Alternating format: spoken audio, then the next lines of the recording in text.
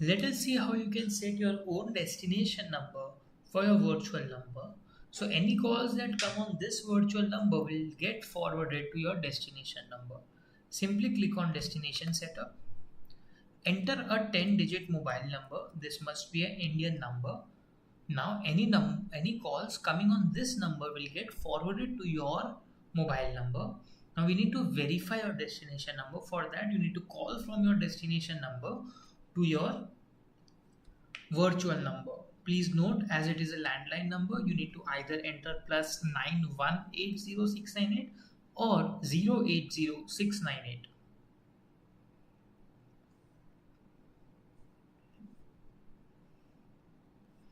Now click on Start Verification. Now after that, give a phone call.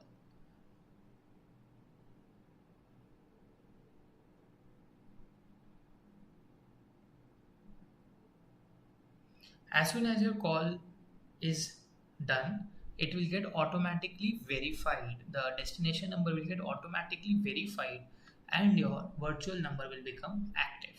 Thank you.